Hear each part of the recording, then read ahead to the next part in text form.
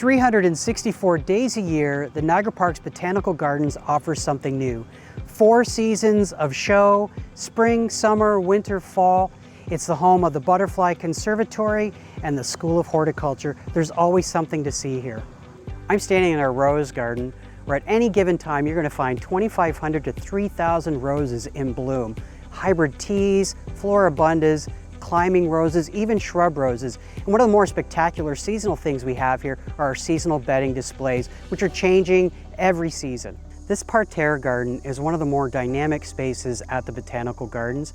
We have seasonal display, and you can see this lovely, frothy garden. And every season it's something new. And one of the more breathtaking components to this is this sweep that takes you all the way through the Hornbeam Vista to the far reaches of the Botanical Gardens. One of the more stunning buildings you'll find at the Botanical Gardens is the School of Horticulture residence, which is behind me.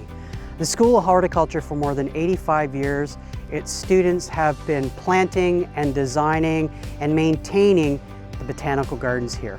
I don't know about you, but one of the best ways to get me into a garden is through my stomach. I'm here in the vegetable garden, which is a great space to learn about all the different types of vegetables, crop rotation, but this garden in particular is quite interesting in the fact that a lot of this plant that is harvested goes into our School of Horticulture residence kitchen. It also sees its way into some of the Niagara Parks restaurants. One of the dimensions I always like to add into a garden is a bit of fun and whimsy. When you look at this space, a formal knot garden, we look at succulents and we look at alternanthera, but look at how fun it is.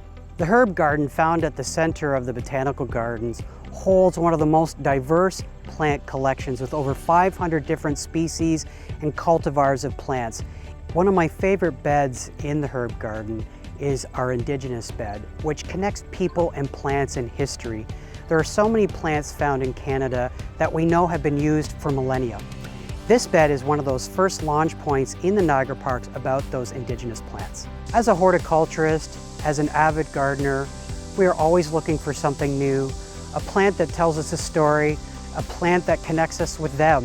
What I like about our perennial border is that it has 4 seasons of interest, 4 seasons of flower, and there are a lot of plants in this garden that actually connect us to the garden space. There's a lot of interest and a lot to see. One of the coolest buildings we have here at the Botanical Gardens is the Butterfly Conservatory. Inside this glass wonder, guests will find more than 2,500 free-flying butterflies of many different types, as well as a wonderful tropical collection. When visiting the Butterfly Conservatory, one of the first gardens you'll find is the Butterfly Garden. This is a really great interpretive space where it introduces our guests to plants that they can use in their gardens at home. These plants are made up of nectar source plants, as well as host and habitat plants for pollinators. I think when we really step back and look at garden spaces, we have to reflect on what is truly a garden. And to some, this might look like we've given up. But to others, like our bees and our pollinators and our birds, they are so happy that we've returned. One of my favorite times to be in this garden is in the morning. You can hear it humming, you can hear it singing, and it's a lovely space to start your day. The Niagara Parks was able to commission a local artist, Gordon Reeve, to create the Niagara Straight. This 1,000-year sculpture talks about Niagara escarpment, the history of geology, and the Niagara Falls himself.